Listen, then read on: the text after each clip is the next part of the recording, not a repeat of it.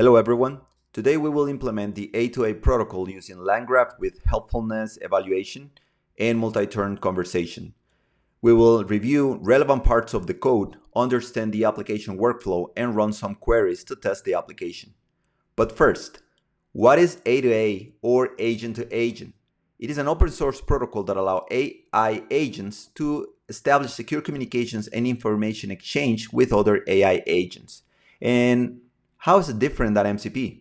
Well, MCP is a protocol that allows agents to access external tools like APIs. So in short, A2A is about agents partnering on tasks, while MCP is about agents using capabilities. Now let's check today's workflow. First, the user enters a query. It goes to the agent node. The agent node will decide whether it has to go to the tools or not. If it has to go to the tools, then it will pick Tably, Archive, or Rack, and then it will come back to the agent. If it already has an answer, it will go to the helpfulness node directly. This helpfulness node will evaluate if the answer provided was appropriate, and if not, it will go back to the agent and retry up to 10 times. So how does it work? Everything starts with the simple agent, which is an application I created. This simple agent will accept the user query via the command line. It uses LangGraph to structure the request flow, makes a2a protocol API calls to the agent server, and displays the response to the user. Then we have the server side a2a server. Here it exposes the agent capabilities, which is the web search, archive search, or rack search. And it will handle incoming a2a protocol requests and routes the request to the agent executor. This agent executor, which have it here, it's pretty much the bridge between the a2a protocol and the LangGraph agent. It receives the a2a request, extracts the query, and delegates processing to the LangGraph agent. It also manages the a2a task and streams incremental responses back to the client via the a2a protocol. Now we have the core agent graphs. These core agent graphs will do a couple of things. The first one, it will call the LLM with available tools. It will determine if the tools are needed or if a response can be generated.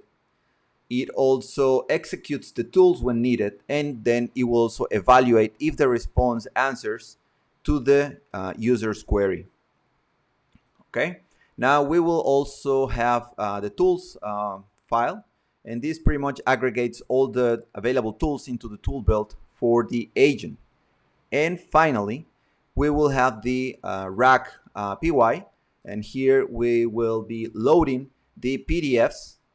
We will also create embedding and vector stores and provide document retrieval capabilities. So now let's test our app and see how it actually works. First of all, we're gonna start our server. Okay, and once our server starts, we are now gonna run the LangGraph. So we run it by uv run simple agent py, and then we're going to type the first question. First question will be, what are the latest developments in AI?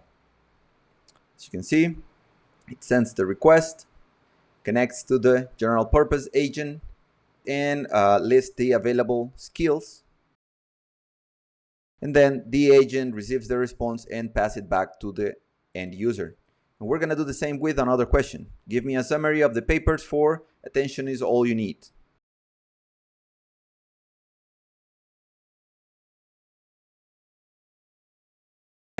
And here's the answer we were waiting for.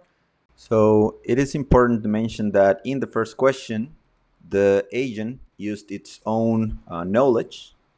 And in the second question, it went directly to archive, which we can see here. Okay, this is all I have for you today. I hope it was informational. The code is going to be on the comments. Thank you very much for paying attention, and hope you have a great day.